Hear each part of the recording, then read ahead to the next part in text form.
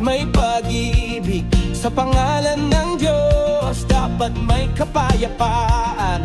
Pangalan ng Diyos, banal at dakila. Ginagamit ng tao sa sarili agenda. Sa digmaan, sa pakikipaglaban, sa politika'y laging bitbit. Ngunit Diyos ay pag-ibig, hindi kailanman sa galit. Diyos ng kapayapaan, Diyos ng pagmamahal, Diyos ng katotohanan, Diyos na walang hanggan.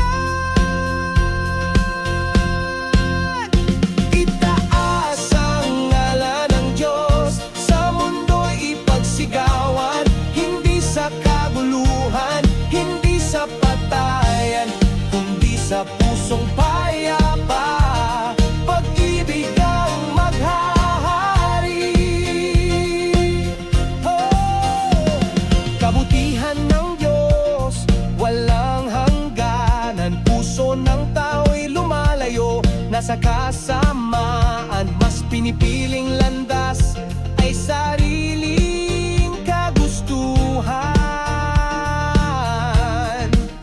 Kung nasa puso'y inggit, gulo'y hindi matigil-tigil.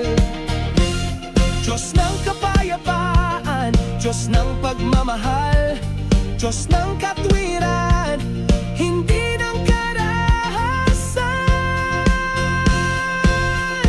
Itaas ang ngalan ng Diyos, sa mundo'y ipagsigawan, hindi sa kaguluhan, hindi sa patayan, kundi sa pusong payapa. Pag-ibig ang maghahari.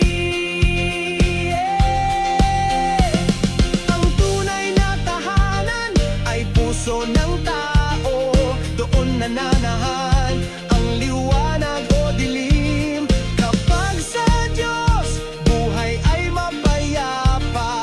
Kapag sa demonyo, buhay ay puno ng sakit at luha.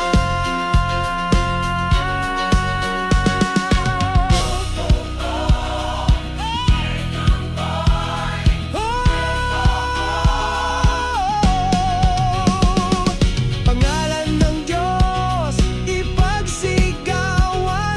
Pag-ibig ng Diyos, ipagdiriwan. Kaluwalhatian ng Diyos, hindi mapipigilan. Kahit pilitin ng tao, liwanag ay sumisikat. Kapayapaan ng Diyos, nasa malinis na puso.